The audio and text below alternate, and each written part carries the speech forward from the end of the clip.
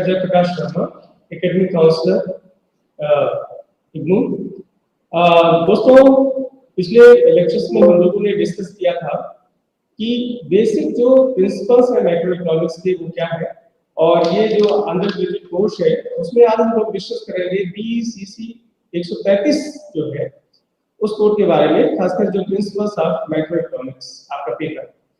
तो पिछले लेक्चर्स की अगर हम बात करें तो हमने राष्ट्रीय आय के बारे में बात की थी, राष्ट्रीय आय के विभिन्न कंपोनेंट के बारे में बात की थी और कैसे उसका मेजरमेंट किया जाता है। आज जो है हम बात करेंगे कि राष्ट्रीय आय का जो लेखांकन वो एक खुली अर्थव्यवस्था में कैसे होता है, क्योंकि अर्थव्यवस्था बंद अर्थव्यवस्था और खुली अर्थव्यवस्था दो भागों में हम इसको डिवाइड कर सकते हैं।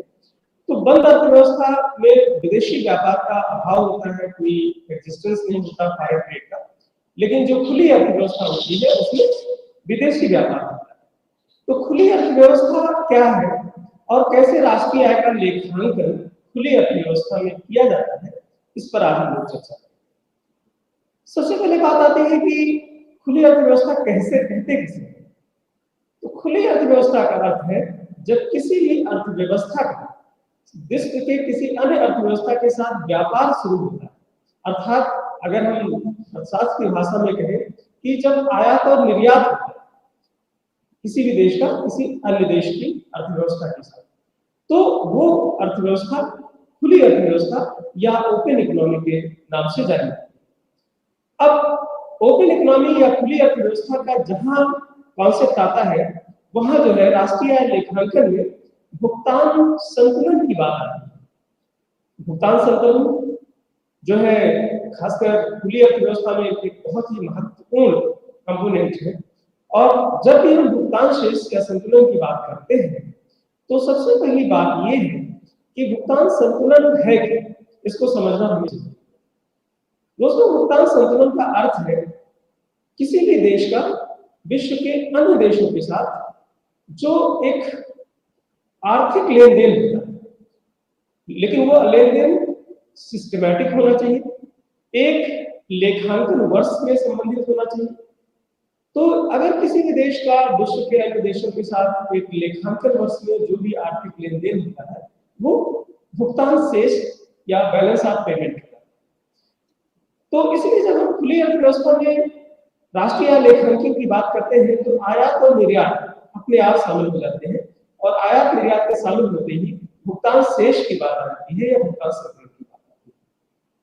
अब भुगतान संतुलन को समझने के लिए इसके कुछ खाते हैं जिसको हम भुगतान शेष के अकाउंट्स कहते हैं, उसको भी समझना बहुत जरूरी है।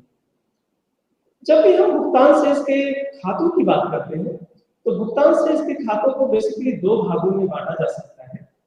जो भुगतान शेष का पहला खाता है वो है चालू खाता, जिसको हम करंट अकाउंट कहते हैं, और जो भुगतान शेष का दूसरा खाता है उसको हम कहते हैं पूंजी खाता, या हम उसको कैपिटल अकाउंट के नाम से। अब चालू खाता जो है उसमें भी कई मद हैं। चालू खाते की अगर हम बात करें, क्योंकि हर मदों का संबंध आयात और निर्यात से है, तो अगर हम चालू खाते की बात करें तो सबसे पहला और महत्वपूर्ण जो खाता है वो है वस्तु खाता। दूसरा जो इसमें चालू खाते का कंपोनेंट है वो है सेवा खाता, और जो तीसरा कंपोनेंट है वो है एक पक्षीय हस्तांतरण। तो जब हम चालू खाते की बात करते हैं इसमें यही तीन खाते आते हैं। अब हम लोग वन बाय वन ये समझने की कोशिश करते हैं कि ये तीनों खातों का अर्थ क्या है। तो सबसे पहले हम बात करते हैं भुगतान शेष के चालू खाते में वस्तु खाते। जब भी हम वस्तु खाते की बात करते हैं, मैक्रो इकोनॉमिक पॉलिसीज में ये बड़ा महत्वपूर्ण खाता है। तो इसमें हम एक देश का विश्व के अन्य देशों के साथ जो भी वस्तुओं का आयात निर्यात है उसको हम वस्तु खाते में शामिल करते हैं। अब प्रश्न ये उठता है कि वस्तुएं किसको क्या होती हैं। तो वस्तुओं का मतलब होता है जो विजिबल है, जो दृश्य है, जो टेंजिबल है, जिसको हम स्पर्श कर सकते हैं, उनको हम वस्तु कहते हैं। तो अगर कोई चीज विजिबल है और उसका आयात और निर्यात होता है या ट्रेड होता है या व्यापार होता है तो हम उसको वस्तु खाते में शामिल करते हैं। इसी तरह से दूसरा जो महत्वपूर्ण खाता है वो है सेवा खाता, जिसको हम सर्विस अकाउंट कहते हैं। सर्विसेज का अर्थ है जो इनविजिबल, जो अदृश्य, वो सर्विसेज होती है, जैसे बैंकिंग, ट्रांसपोर्टेशन, इंश्योरेंस, इसको हम सर्विसेज खाते में शामिल कर सकते हैं। लेकिन जब भी हम अर्थशास्त्र की बात करते हैं, इकोनॉमिक्स की बात करते हैं, तो उसमें जो सर्विसेज की बात है, तो हम सर्विसेज को सिर्फ इनविजिबिलिटी के टर्म्स में इस कॉन्टेक्स्ट में डिफाइन करते हैं कि उनका जो ट्रांजैक्शंस है वो कोर्ट ऑफ एंट्री पे अनरिकॉर्डेड है, मतलब रिकॉर्ड नहीं किया। तो इनविजिबिलिटी का अर्थ है जिसका जो है कोर्ट ऑफ एंट्री पे रिकॉर्डिंग नहीं है, या अनरिकॉर्डेड जो ट्रांजैक्शंस है कोर्ट ऑफ एंट्री। तो इस तरह से जो हमारा चालू खाते का दूसरा महत्वपूर्ण खाता है मद है, वो है सेवा खाता। इसी क्रम में जो हमारा तीसरा खाता है वो है एक पक्षीय हस्तांतरण, जिसको हम लोग कहते हैं यूनिलैटरल ट्रांसफर अकाउंट। तो यूनिलैटरल ट्रांसफर जो अकाउंट है या एक पक्षीय हस्तांतरण खाता है, जैसे कि नाम से ही स्पष्ट है कि जब कोई भी जो है इनफ्लो या जो है प्रवाह किसी एक देश से जो दूसरे देश में होता है, तो एक तरह से वन साइडेड है, एक पक्षी होता है। जैसे कोई भी व्यक्ति है, इंडिया का सिटीजन है, अगर वो यूएस में जॉब कर रहा है, उसकी फैमिली इंडिया में है, तो जो इनकम वो इंडिया को अपनी फैमिली को देता है वो यूनिलैटरल ट्रांसफर पेमेंट का पार्ट है। या कोई जो है हेल्प है, गवर्नमेंट देती है, कोई ऐड है, सहायता है, अनुदान है, ये सारी चीजें जो है वो हम भुगतान शेष के यूनिलैटरल ट्रांसफर अकाउंट में शामिल करते हैं, या हम इसको जो है एक पक्षीय हस्तांतरण खाते में शामिल करते हैं। तो ये तो बात हुई कि भुगतान शेष का जो हमारा चालू खाता है उसमें जो ये तीन मदे हैं, वस्तु खाता, सेवा खाता और एक पक्षीय हस्तांतरण। इसी क्रम में जो दूसरा महत्वपूर्ण खाता है वो है पूंजी खाता, जिसको हम कैपिटल अकाउंट कहते हैं। अगर हम पूंजी खाते की बात करें तो पूंजी खाते में भी कई सारे मदे हैं, जिसमें जो सबसे महत्वपूर्ण है वो है एफडीआई, जिसको हम कहते हैं विदेशी प्रत्यक्ष निवेश।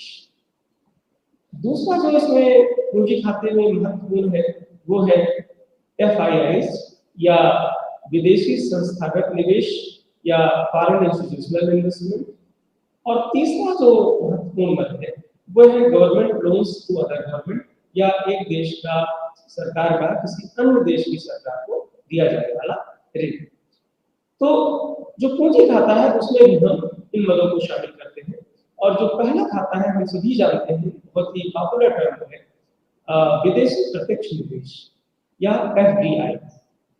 एफडीआई का अर्थ है, एफडीआई ऐसा निवेश है जो किसी देश के द्वारा जब टेक्नोलॉजी और कैपिटल किसी देश में मैन्युफैक्चरिंग में इन्वेस्ट किया जाता है और उससे एम्प्लॉयमेंट का जनरेशन होता है, उससे जीडीपी बढ़ती है, और जो देश है जिसमें निवेश हो रहा है उसमें रोजगार के अवसर भी होते हैं। तो एफडीआई बहुत अच्छा निवेश माना जाता है, एक स्टेबल निवेश माना जाता है। जिस देश में इनका इन्फ्लो होता है उस देश की अर्थव्यवस्था के लिए ये बहुत ही अस्थायी सोर्स होता है खासकर। दूसरा जो निवेश है विदेशी संस्थागत निवेश कहते हैं इसको हम, और विदेशी संस्थागत निवेश में हम जो है शामिल करते हैं खासकर ऐसे निवेश को जो कैपिटल मार्केट में या पूंजी बाजार में, जैसे शेयर में निवेश, बॉन्ड में निवेश, सिक्योरिटीज में निवेश। तो इन सब चीजों में जो निवेश आता है वो जो है फॉरेन इंस्टीट्यूशनल इन्वेस्टमेंट या विदेशी संस्थागत निवेश कहलाता है। अब अगर हम बात करें कि एफडीआई और एफआईआई की, तो जो जहां विदेशी प्रत्यक्ष निवेश में एक अस्थायित्व होता है, रोजगार का सृजन होता है, वहीं जो विदेशी संस्थागत निवेश है उसमें थोड़ा सा इनस्टेबिलिटी होती है। अर्थात अगर देश की सिचुएशन अच्छी है, पॉलिटिकल स्टेबिलिटी है उस देश में, आर्थिक नीतियां अच्छे से कार्य कर रही है, तो ये निवेश अस्थायित्व होता है, अस्थायी होता है। लेकिन अगर जरा सा भी कुछ इनस्टेबिलिटी किसी भी क्षेत्र में आती है तो कैपिटल का आउटफ्लो होता है। तो इनफ्लो और आउटफ्लो आउटफ्लो या जो है हमारा बाह्य प्रवाह या अंतर प्रवाह जो होता है वो देश की सिचुएशन पे डिपेंड करता है। इसलिए जो विदेशी संस्थागत निवेश होते हैं उस पे हम बहुत पॉलिसी डिसीजंस नहीं ले सकते हैं। जस्ट हमारे पास एक तरह से विदेशी पूंजी का इनफ्लो बढ़ रहा है। तो ये बात हुई विदेशी संस्थागत निवेश की। जब हम अर्थव्यवस्था को लिंक करते हैं, आज का जो समय है वो ग्लोबल विलेज कहते हैं हम। हमारी जो अर्थव्यवस्था है वो विश्व की अन्य अर्थव्यवस्थाओं के साथ कनेक्ट है और इसी क्रम में जो एक देश की सरकार है वो दूसरे देश की सरकारों के साथ भी कनेक्ट है। और पूंजी खाते में जो तीसरी महत्वपूर्ण मत है वो है एक देश की सरकार का दूसरे देश की सरकार को दिया जाने वाला ऋण, government loans to other government, इसको हम कहते हैं। तो इसमें जैसे कोई भी देश की सरकार किसी भी देश की सरकार को ऋण अगर देती है तो उस पे इंटरेस्ट तो देना ही पड़ता है, लेकिन वो एक तरह से पूंजी खाते का कंपोनेंट, वो भी एक तरह से इनकम है, इनफ्लो ऑफ जो है इनकम। लेकिन जो इंटरेस्ट है उस पे जो देश जो लोन लेता है, जो इंटरेस्ट देता है, वो जो है पूंजी खाते में नहीं शामिल होती, बल्कि वो चालू खाते की जो सेवा खाता है उसमें हम उसको शामिल। तो ये जो बातें हैं, खासकर जब हम ओपन इकोनॉमी या खुली अर्थव्यवस्था की बात मैक्रो इकोनॉमिक पर्सपेक्टिव में करते हैं, तो उसमें हमें एक अर्थव्यवस्था का लिंक क्या है विश्व की अन्य अर्थव्यवस्थाओं के साथ, इसको हमें देखना पड़ता है। एक इसी क्रम में एक बहुत बड़ी महत्वपूर्ण टर्म है, वो है बीओटी एंड बीओपी, अर्थात balance of trade and balance of payment. ये अक्सर जो है बहुत ही कंफ्यूजन कभी कभी क्रिएट करता है, इसको हमें समझना चाहिए। तो बैलेंस ऑफ ट्रेड या जिस हिंदी में हम कहते हैं व्यापार शेष, और बैलेंस ऑफ पेमेंट जिसको कहते हैं भुगतान शेष, दोनों में अंतर है। जब भी हम व्यापार शेष की बात करते हैं तो व्यापार शेष का मतलब है जो हमारा चालू खाते का वस्तु खाता है उसमें जो होने वाले लेन देन, अर्थात वस्तुओं का निर्यात और वस्तुओं का आयात। वस्तुओं के आयात और निर्यात को हम जो है शामिल करते हैं बैलेंस ऑफ ट्रेड। तो बैलेंस ऑफ ट्रेड का मतलब एक तरह से गुड्स अकाउंट है, या गुड्स अकाउंट में जो भी आयात और निर्यात। दूसरा जो बैलेंस ऑफ पेमेंट है, जिसको हमने कहा भुगतान शेष या भुगतान संतुलन कहते हैं, भी कहते हैं इसको। भुगतान शेष में हम, जैसा कि हम लोग अभी बात कर रहे थे, कि दो प्रकार के खाते हैं, जिसमें बैलेंस ऑफ जो है पेमेंट का जो चालू खाता है और दूसरा जो खाता है वो पूंजी खाता है। तो अगर दोनों की तुलना करें तो balance of trade balance of payment का ही एक कंपोनेंट है, लिटिल छोटा भाग, जो कि वस्तु खाते के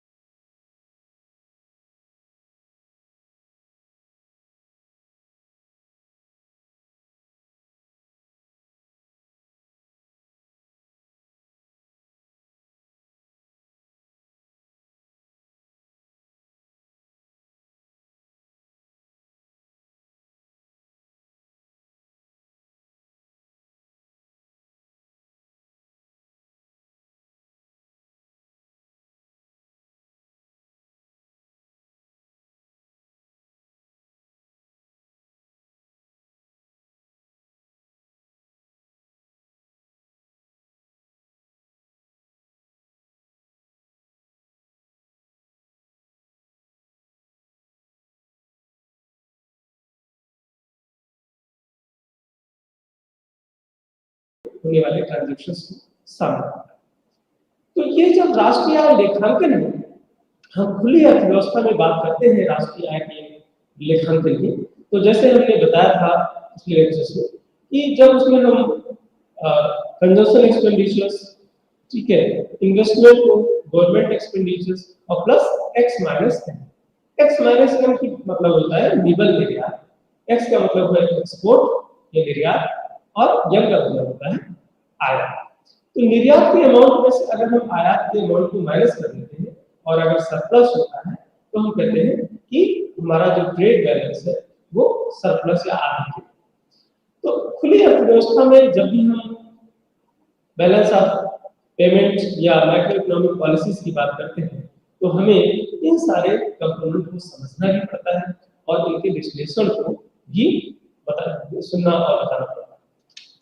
अब जब मैक्रो इकोनॉमिक पॉलिसीज में जो खासकर प्रिंसिपल ऑफ मैक्रो इकोनॉमिक्स है उसमें जो दूसरा कंपोनेंट इंपॉर्टेंट है वो है क्लासिकल थ्योरी ऑफ एम्प्लॉयमेंट।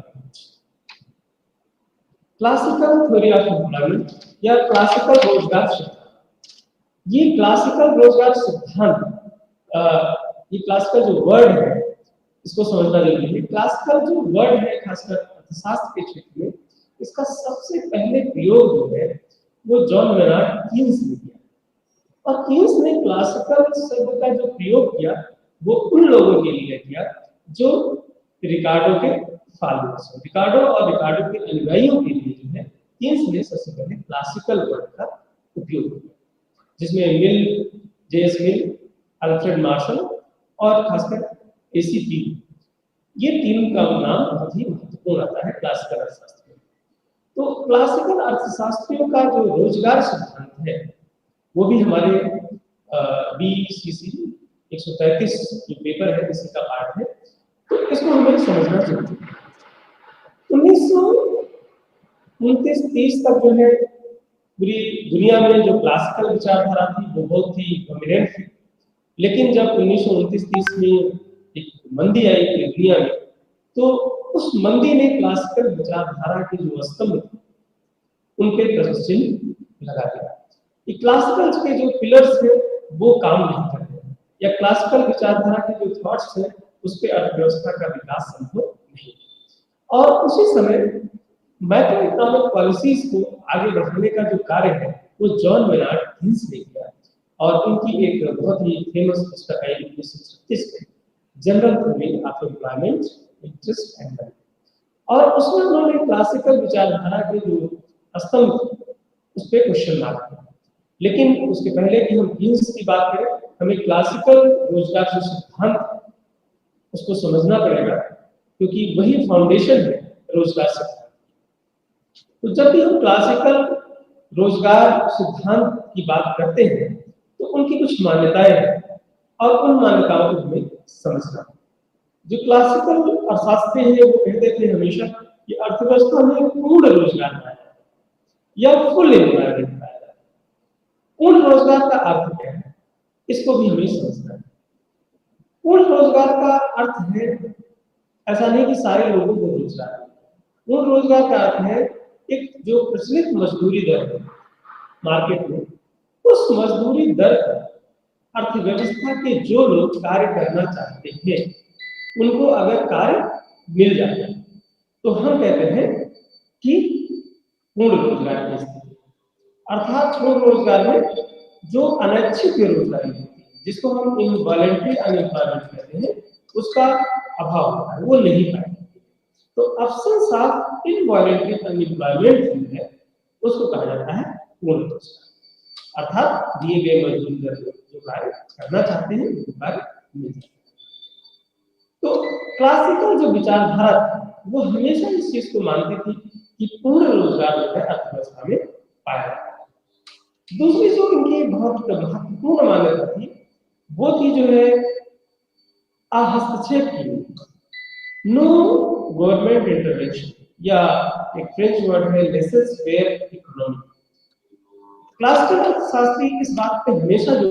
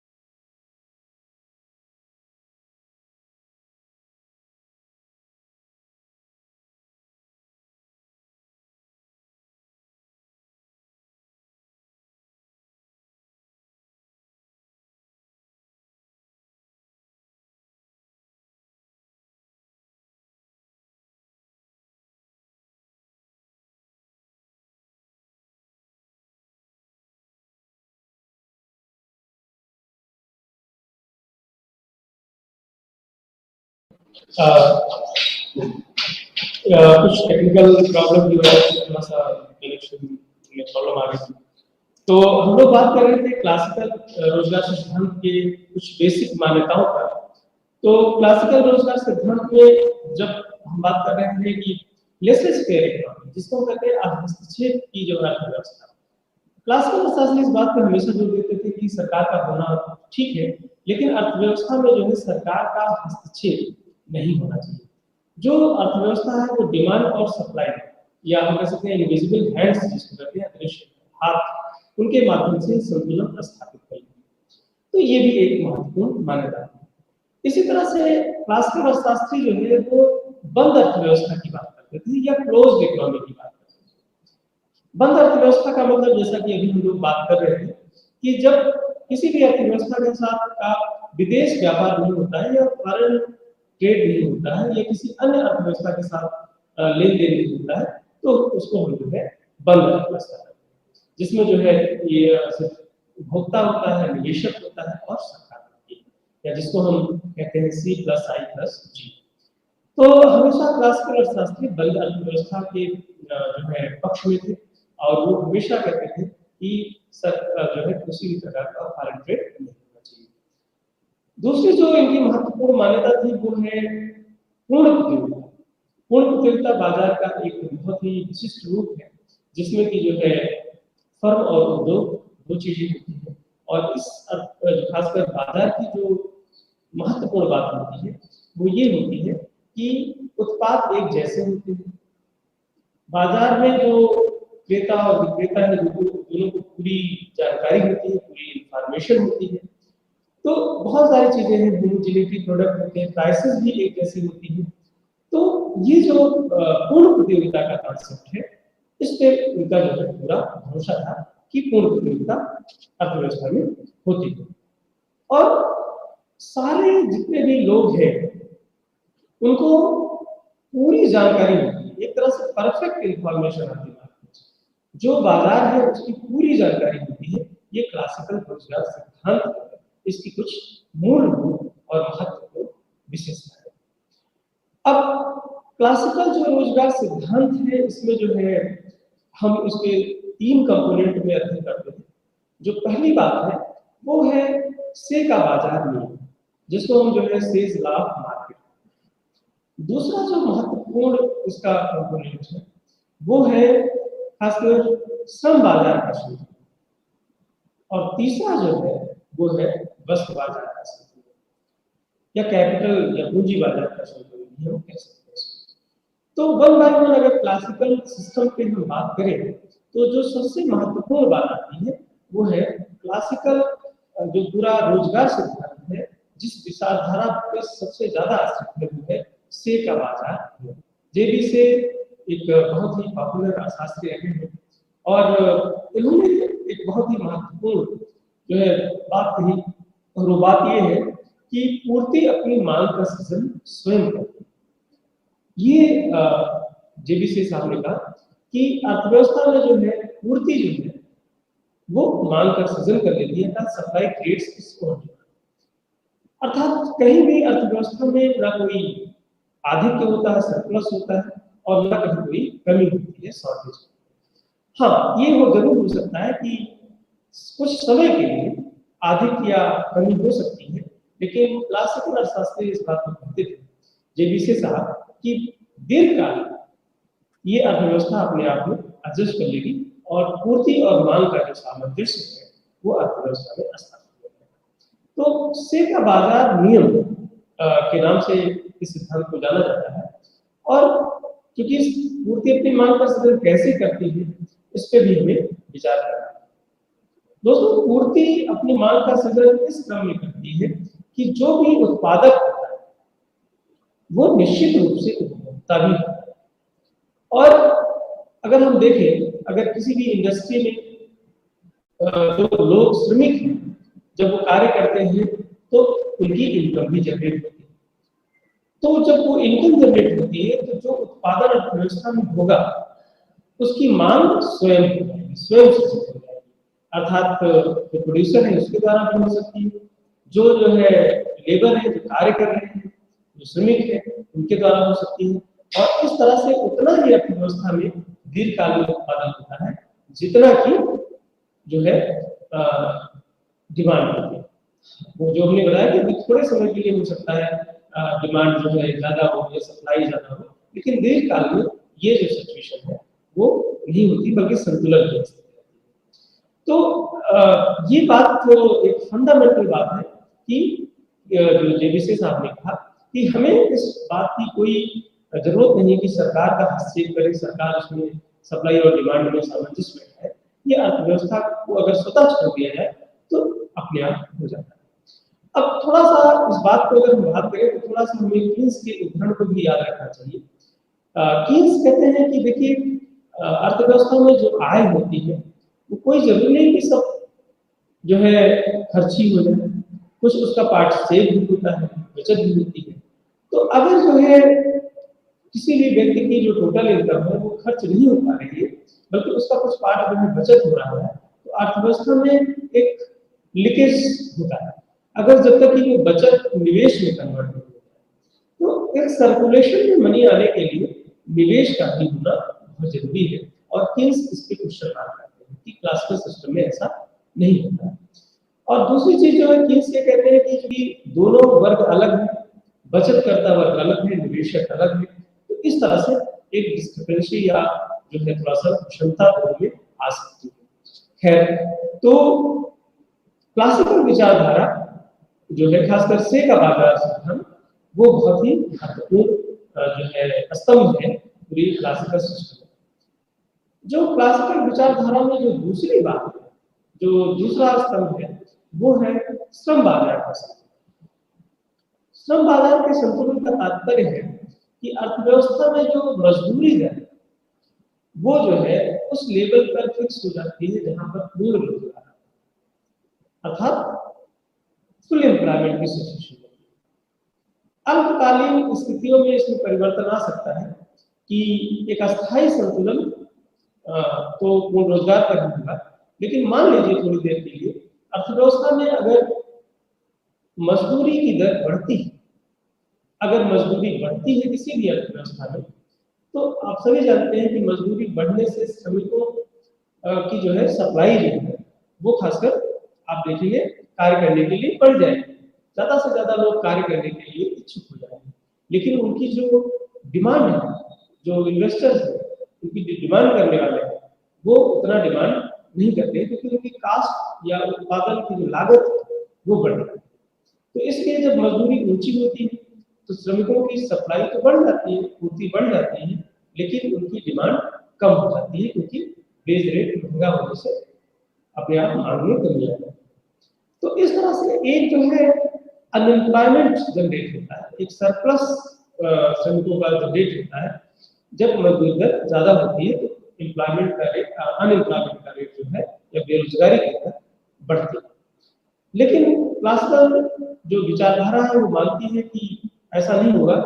अगर ऊंची मजदूरी दर है और ज्यादा से ज्यादा लोग अगर बेरोजगार हैं तो श्रमिक जो है इस बात के लिए अपने को प्रिपेयर कर लेते हैं कि हम कम मजदूरी पर कार्य करेंगे, और धीरे धीरे ऐसी स्थिति आती है कि मजदूरी कम होने पर भी श्रमिक कार्य करना शुरू कर देते हैं और पुनः जो है वही जो वो रोजगार स्तर की मजदूरी है या जिसको हम कहते हैं अस्थायी संतुलन के बाद उस पर मजदूरी पुनः स्थापित हो जाती है। तो जैसा कि हमने कहा कि अल्पकालीन में ये विचलन हो सकता है, लेकिन दीर्घकाल में ये विचलन नहीं होगा। दूसरी सिचुएशन जो क्लासिकल विचारधारा में आती है खासकर श्रम बाजार के संतुलन में, वो ये आती है कि अगर मजदूरी की दर संतुलन स्तर से नीचे आती है तो क्या होगा? अगर मजदूरी की दर संतुलन स्तर के नीचे आती है तो ऐसी स्थिति में जो अर्थव्यवस्था में जो इन्वेस्टर्स है वो ज्यादा श्रमिकों की मांग करें। क्यों करेगा? क्योंकि श्रमिकों की लागत जो है खासकर वो कम होगी, मजदूरी उसको कम देना पड़ेगा तो उसकी प्रोडक्ट की लागत कम आएगी। लेकिन कम मजदूरी की दर पर एक ये भी समस्या आती है कि श्रमिक कार्य करना नहीं चाहते। तो ऐसी स्थिति में जो एंटरप्रेन्योर है या जो साहसी है, जो इन्वेस्टर्स है, वो जो है मजदूरी दर को थोड़ा सा बढ़ाता है। तो धीरे धीरे मजदूरी पुनः उसी संतुलन स्तर पर आ जाती है जहाँ पर पूर्ण रोजगार है। तो श्रम बाजार का अगर संतुलन क्लासिकल सिस्टम में देखना चाहे और उसको समझना चाहे तो फ्लेक्सिबल जो बेस रेट है या जो लोचशीलता है मजदूरी की वो बहुत बड़ा है। और क्योंकि अर्थशास्त्र में क्लासिकल जो विचारधारा है ये मान के चलती थी कि थोड़ा अल्पकालिक असंतुलन आ सकता है, लेकिन दीर्घकाल में पूर्ण रोजगार ही अर्थव्यवस्था में पाया जाता है। और पूर्ण रोजगार का मतलब है अनैच्छिक बेरोजगारी का अभाव, या हम कहें जो प्रचलित मजदूरी दर पर जो लोग कार्य करना चाहते हैं उनको कार्य मिल जाता है।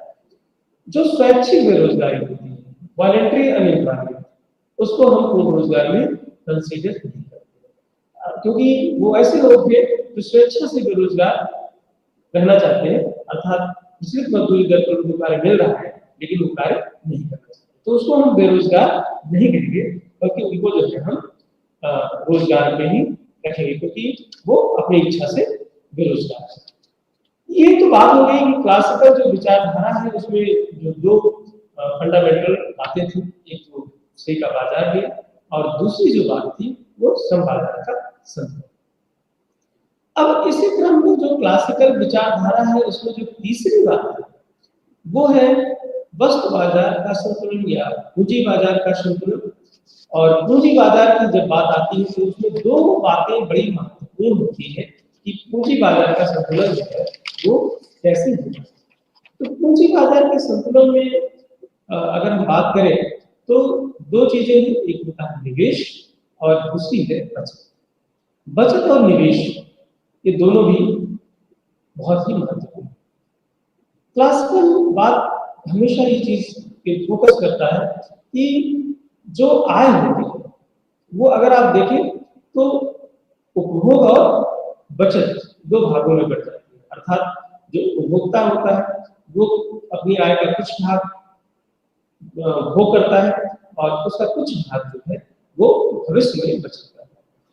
तो इस तरह से अगर हम देखें कि जो बचत है उसको सिस्टम में लाने के लिए निवेश भी बहुत जरूरी है, कि पूरी की पूरी बचत जो है निवेश में कन्वर्ट हो जाए।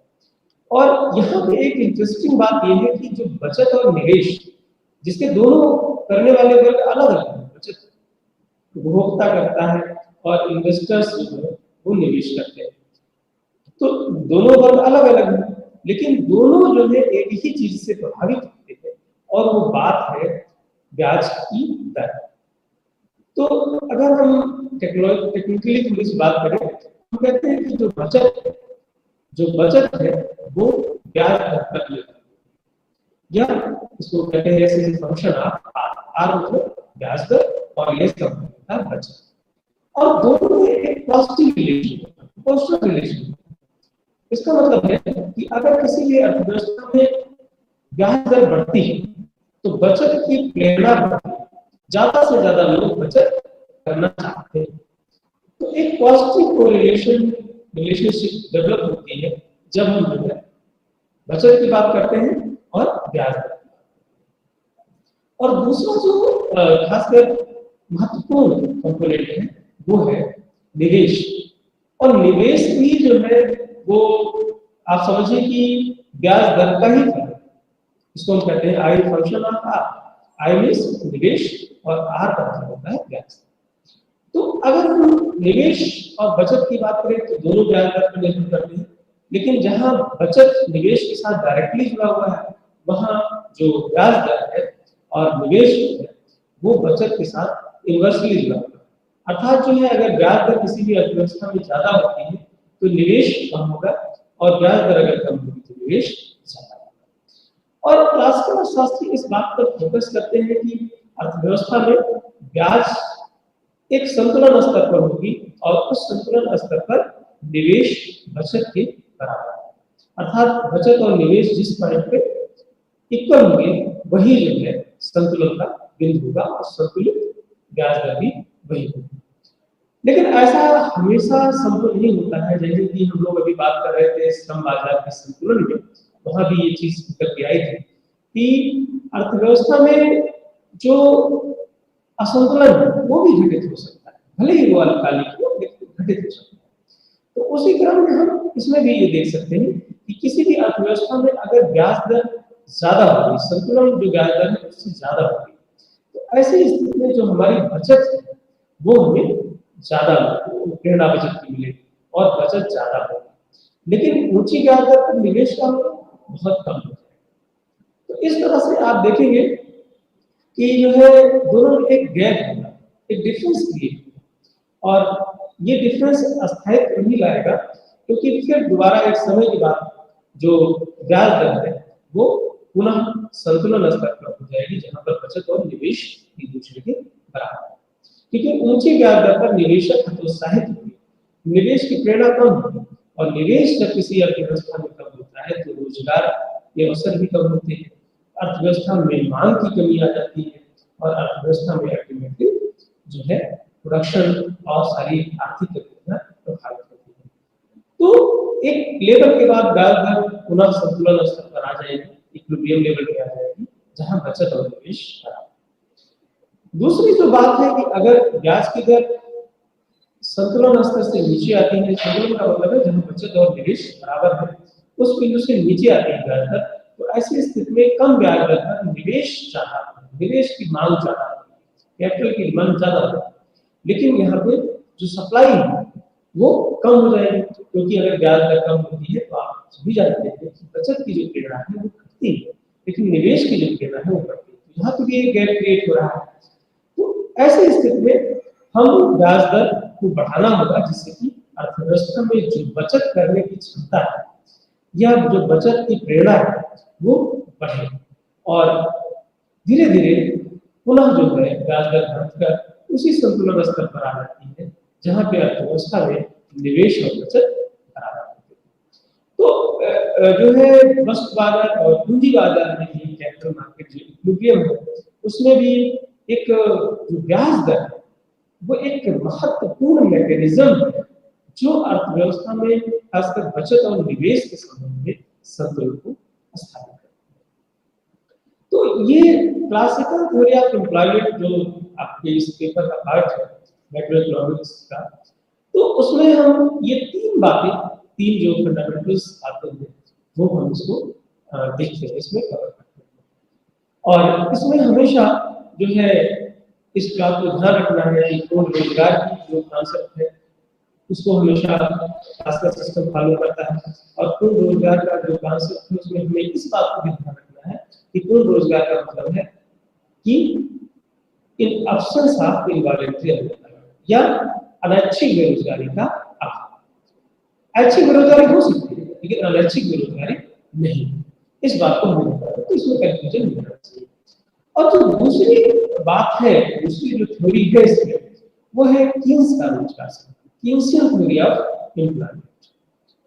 तो अभी हम लोग बात कर रहे थे कि जो मैक्रो इकोनॉमिक्स का जो ओवरऑल जो है डेवलपमेंट, या जिसको हम कह सकते हैं कि फादर ऑफ मैक्रो इकोनॉमिक्स, वो जॉन मेनार्ड कीन्स को माना जाता है। भले ही जो है जो टर्म है वो रेगुलर केस में यूज किया था, लेकिन जो मैक्रो इकोनॉमिक्स को एज ए सेपरेट ब्रांच स्थापित किया वो जॉन मेनार्ड कीन्स ने किया। तो कीन्स ने 1936 में जो पुस्तक लिखी और वो बहुत ही फेमस हुई पूरी दुनिया में, जनरल थ्योरी उसको शॉर्ट फॉर्म में कहते हैं, general theory of employment interest and money, जो 36 में पब्लिश हुई। उसने क्लासिकल विचारधारा के जो स्तंभ थे उनके क्वेश्चन मार्क किया और ये कहा कि जो क्लासिकल विचारधारा है वो बिल्कुल लागू नहीं थी, और जो उस समय की सिचुएशन थी बहुत ही ग्रेट डिप्रेशन था, और उसमें पहली बार जो है कीन्स ने कहा कि सरकार का रोल बहुत ही महत्वपूर्ण होता है, गवर्नमेंट का इंटरवेंशन जरूरी है। अगर गवर्नमेंट इंटरवेंशन नहीं करेगी तो अर्थव्यवस्था में ऑटोमेटिक इक्विलिब्रियम या स्वतः संतुलन की बात क्लासिकल कहते हैं वो नहीं। तो कीन्स सरकारी हस्तक्षेप को वाजिब मानते थे, जायज मानते थे, और उन्होंने जो अपनी रोजगार की थ्योरी दी, रोजगार का जो सिद्धांत दिया, उसमें इस बात पे विशेष फोकस किया कि अर्थव्यवस्था में पूर्ति नहीं डिसाइड करती, अर्थव्यवस्था में जो संतुलन की बात है वो मांग डिसाइड करती है। जैसा कि अभी हम लोग जेबीसी की बात कर रहे थे कि सप्लाई क्रिएट्स इसको डिमांड, लेकिन केस कहते हैं नहीं, डिमांड जो है वो अर्थव्यवस्था में संतुलन लाती है, डिमांड अर्थव्यवस्था की दिशा होती है। तो इसी क्रम में उन्होंने दो चीजों का प्रयोग किया और उसको कहा जो है, एक को कहा एग्रीगेट डिमांड, समग्र मांग, और दूसरे को कहा समग्र पूर्ति। तो जो समग्र मांग है और जो समग्र पूर्ति, वही अर्थव्यवस्था में रोजगार का क्या स्तर होगा, रोजगार पूर्ण रोजगार आएगा कि नहीं आएगा, ये सारी बातें डिसाइड करती हैं। एक चीज यहाँ पे समझना जरूरी है कि कीन्स कहते थे कि अर्थव्यवस्था में ऐसा नहीं है कि जो है, जो क्लास में कहते थे कि स्वैच्छिक बेरोजगारी ही पाई जाती है, ये कहते थे नहीं, अर्थव्यवस्था में इनवॉलंटरी अनएम्प्लॉयमेंट या अनैच्छिक बेरोजगारी भी पाई जाती है। लोग कार्य करना चाहते हैं फिर भी उनको कार्य नहीं मिलता है। तो जहां क्लासिकल इस बात पर फोकस करते थे कि अनैच्छिक बेरोजगारी नहीं पाई जाती है, कीन्स कहते थे नहीं, अनैच्छिक बेरोजगारी पाई जाती है। तो ये जो है एक बहुत जो है मेजर बात कीन्स ने की अर्थव्यवस्था के बारे में। दूसरी, जहां क्लासिकल सप्लाई साइड की बात करते थे, जैसे जेबीसी का जो शेष लाभ मार्केट बात करता है, कीन्स जो है डिमांड साइड की बात करते हैं, डिमांड साइड इकोनॉमिक्स। और इन्होंने अपने जो सिद्धांत में इस बात पे विशेष फोकस किया कि जो है अर्थव्यवस्था में समग्र मांग और समग्र पूर्ति दोनों मिलकर जो है अर्थव्यवस्था में संतुलन या रोजगार के स्तर को डिसाइड करते हैं। दूसरी चीज, जहां पे क्लासिकल पूर्ण रोजगार की बात करते थे, कीन्स जो है अपूर्ण रोजगार या अंडर एम्प्लॉयमेंट की बात करते हैं। कीन्स ये नहीं मानते कि अर्थव्यवस्था में पूर्ण रोजगार आएगा। कीन्स कहते थे कि यस, पूर्ण रोजगार को प्राप्त कर सकते हैं, लेकिन वो ऑटोमेटिकली अर्थव्यवस्था में शुरू से होता है, ऐसा नहीं है। वो कहते थे अर्थव्यवस्था में हमेशा अपूर्ण रोजगार या अंडर एम्प्लॉयमेंट पाया जाता है। तो अब हम लोग बात कर लेते हैं कि जो कीन्स का रोजगार सिद्धांत है वो है क्या। कीन्स का जो रोजगार सिद्धांत है वो बेसिकली समग्र मांग और समग्र पूर्ति पर आधारित है। और अगर हम बात करें समग्र मांग और समग्र पूर्ति की, तो सबसे पहली बात आती है समग्र मांग। समग्र मांग, समग्र मांग को हम डिसाइड करते हैं कि जो expected revenue from the sale of output at a particular level of employment, अर्थात जो एक विशेष रोजगार के स्तर पर जो बिक्री से प्राप्त प्रत्याशित आय होती है, जो उत्पाद की बिक्री से प्रत्याशित आय होती है, एक्सपेक्टेड रेवेन्यू होती है एक विशेष रोजगार के स्तर पर, वही जो है समग्र मांग होती है। तो अर्थव्यवस्था में समग्र मांग जो है उसका होना बहुत जरूरी है अर्थव्यवस्था के आगे बढ़ने के लिए। और एक समग्र पूर्ति की भी बात जो है उन्होंने की। समग्र पूर्ति क्या होती है?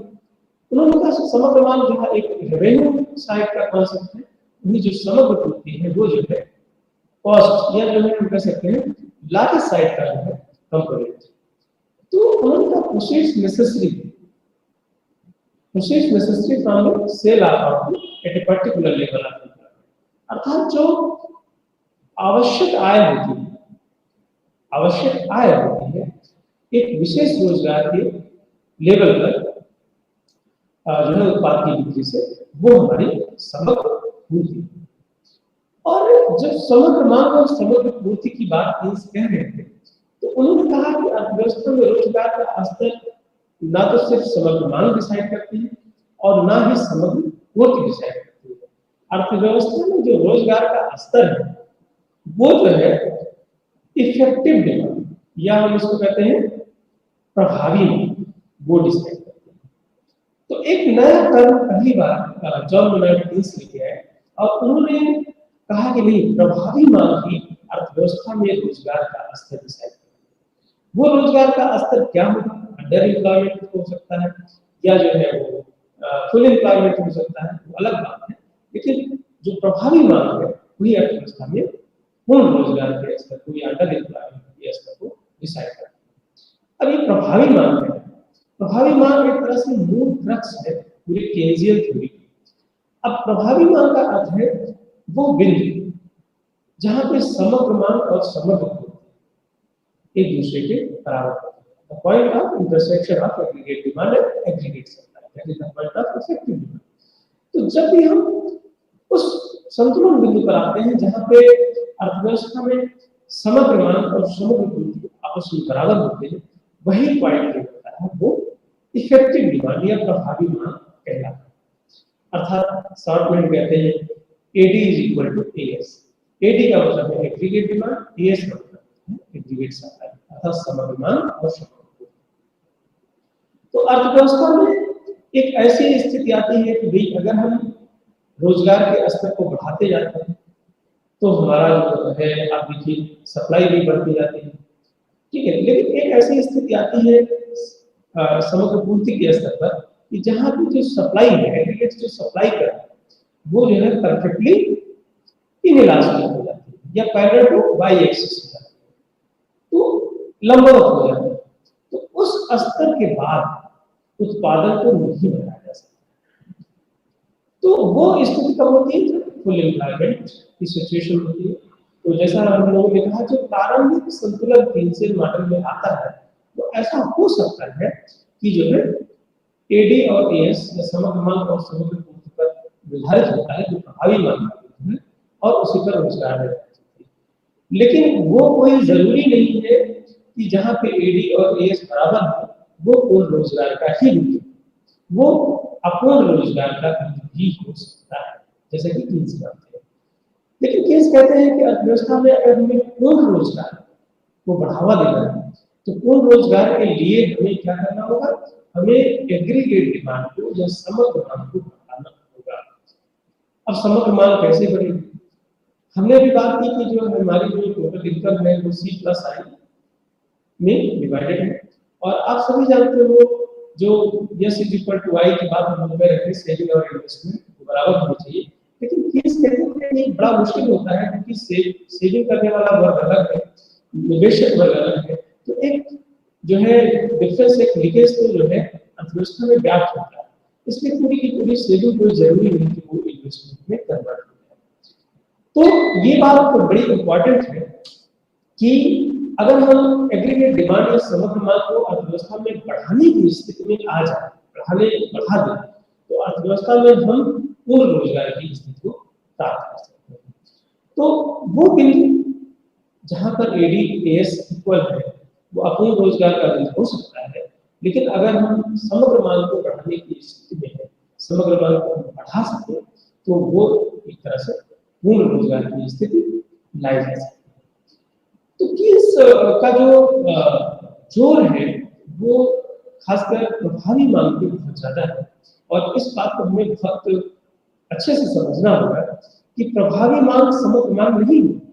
प्रभावी मांग वो बिंदु है जहां पर समग्र मांग और समग्र पूर्ति आपस में बराबर होती है और वही बिंदु जो है वो डिसाइड करता है कि अर्थव्यवस्था में रोजगार का स्तर क्या होगा। तो बहुत सारे अर्थशास्त्रियों ने जैसे खासकर एसीपीबी ने रोजगार को बढ़ाने के लिए जो है बेस या मजदूरी दर में कटौती की बात की कि अगर अर्थव्यवस्था में पूर्ण रोजगार नहीं है तो हम मजदूरी दर में कटौती के द्वारा जो है वो रोजगार को बढ़ा सकते हैं। लेकिन कीन्स कहते हैं कि अगर कोई भी सरकार इस तरह के स्टेप उठाती है कि बेस रेट कम करके वो रोजगार को बढ़ाया जा सकता है, इस स्तर पर काम करती है तो वो सफल नहीं होगा। क्यों नहीं होगा? क्योंकि अगर श्रमिकों की मजदूरी में कटौती की जाएगी तो अल्टीमेटली उसका प्रभाव अर्थव्यवस्था में समग्र मांग पर पड़ता है। क्यों? क्योंकि अगर किसी की इनकम कट होगी तो उसकी खरीदने की जो क्षमता है या उसके खर्च करने की जो क्षमता है वो प्रभावित होगी और अगर मांग प्रभावित होगी तो निवेश भी प्रभावित होगा, रोजगार प्रभावित होगा, उत्पादन प्रभावित होगा और अर्थव्यवस्था एक जो है डिप्रेशन की तरफ या एक सर्किल में आ जाएगी। तो मजदूरी में जो कटौती है वो रोजगार बढ़ाने का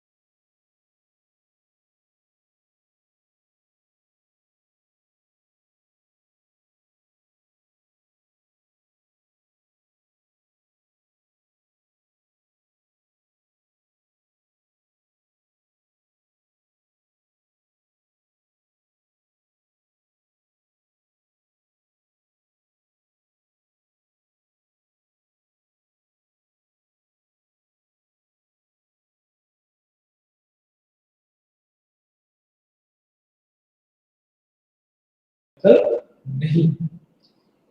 रोजगार बढ़ाने का विकल्प जो है वो है समग्र मांग वृद्धि। समग्र मांग जितनी तेजी से बढ़ेगी, निवेश उतना ही ज्यादा होगा, उत्पादन उतना ही ज्यादा होगा, रोजगार के अवसर उतने ही ज्यादा होंगे। तो ये जो बात बड़ा एक डिस्कोर्स है, बड़ा वेट है क्लासिकल और बिजनेस सिस्टम में कि कैसे समग्र मांग और समग्र को अर्थव्यवस्था में रोजगार के स्तर को डिसाइड करेंगे, ये जो है कीन्स ने अपने सिद्धांत में इसकी व्याख्या। तो क्लासिकल और कीन्सियन थ्योरी में जो एक डिस्कोर्स है, जो डिबेट है, वो लगातार बना है और इसमें एक महत्वपूर्ण जो कंपोनेंट है वो है इन्वेस्टमेंट मल्टीप्लायर।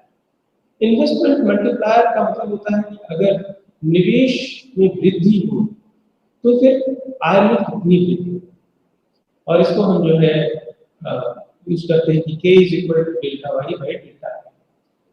K क्या है? इन्वेस्टमेंट मल्टीप्लायर है, और डेल्टा आई का मतलब है चेंज इन इनकम, डेल्टा आई का मतलब है चेंज इन इन्वेस्टमेंट। अर्थात निवेश में परिवर्तन अगर होता है या किसी भी अर्थव्यवस्था में निवेश बढ़ता है तो उसके परिणाम स्वरूप कितनी आय रहेगी, ये हमें इन्वेस्टमेंट मल्टीप्लायर बताता है। यह निवेश के मतलब है। दूसरी जो बात है कि जो निवेश गुणक है या जो उसकी वैल्यू के जो हम लोग बात कर रहे थे, के से हम उसको डिनोट करते हैं, वो किससे और प्रभावित होता है? तो वो एक मार्जिनल कैपेसिटी टू कंज्यूम, जिसको कहते हैं उपभोग की सीमांत प्रवृत्ति, उससे बहुत प्रभावित होता है। अगर किसी भी अर्थव्यवस्था में मार्जिनल कैपेसिटी टू कंज्यूम या उपभोग की सीमांत प्रवृत्ति की वैल्यू ज्यादा है, ठीक है, ये ज्यादा है, एमपीसी जिसको हम साथ में एमपीसी कहते हैं, तो के की जो वैल्यू है वो ज्यादा है। और अगर किसी भी अर्थव्यवस्था में एमपीसी की वैल्यू कम है तो के की वैल्यू कम है। मतलब डायरेक्टली या प्रत्यक्ष संबंध होता है एमपीसी की वैल्यू और के, इन्वेस्टमेंट मल्टीप्लायर। तो ये बड़ा एक पैराडॉक्सल है कि जो गरीब व्यक्ति होता है कि उसमें खासकर जो कन्वेंशनल एक्सपेंडिचर है वो ज्यादा करता है, अर्थात वहाँ पे एमपीसी जो lower section of the society है ज्यादा होती है, लेकिन जो higher section of the society है वहाँ पे एमपीसी कम होती है। तो लीकेज की संभावना वहीं पे होती है, higher section of the society में। Lower section of the society में लीकेज की संभावना कम होती है क्योंकि टोटल जो इनकम है वो ऑलमोस्ट एक्सपेंड हो जाती है। तो y इज इक्वल टू सी इसको कहते हैं। तो ये कुछ फंडामेंटल बातें थी। और अब बात आती है कि भाई जो कीन्सियन थ्योरी है इसकी इंपॉर्टेंस क्या है। तो एक तरह से जो रोजगार का स्तर है वो अगर हम बात करें तो कीन्सियन थ्योरी में प्रभावी मांग जो है वही डिसाइड करती है कि रोजगार का स्तर अर्थव्यवस्था में क्या होगा। ये अर्थव्यवस्था में प्रभावी मांग ही निर्धारित करती है, और प्रभावी मांग को भी हमें ये ध्यान रखना है कि वो बिल यहाँ पे एडी और एस बराबर होते हैं। दूसरा जो है कीन्स ने कहा कि जो क्रिटिसाइज किया क्लासिकल सिस्टम को, और उन्होंने कहा कि जो है से का जो बाजार में वो जो है बिल्कुल लागू है। Supply creates its own demand, ये बिल्कुल नहीं होगा क्योंकि प्रोड्यूसर अलग सेक्शन है और डिमांड करने वाला अलग सेक्शन है। जो लेबर क्लास है, जो कार्य करता है वो अलग सेक्शन है और उत्पादक वर्ग अलग है। तो सप्लाई क्रिएट्स इट्स डिमांड ये नहीं हो सकती, क्योंकि जो डिमांड करने वाला वर्ग है, जो मान लीजिए लेबर क्लास है, जो वस्तुओं की मांग करता है, कोई जरूरी नहीं कि वो अपनी इनकम को पूरी तरह से खर्च करे। तो एक तरह से यहाँ पे भी एक लीकेज होता है।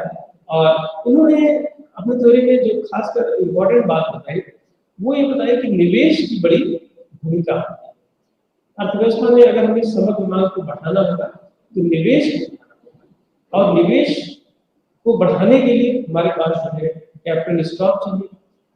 तो कैपिटल स्टॉक को मेंटेन करना, निवेश को बढ़ाना, जिससे कि रोजगार का अवसर बढ़ सके, ये कीन्सियन सिस्टम का एक महत्वपूर्ण पार्ट है।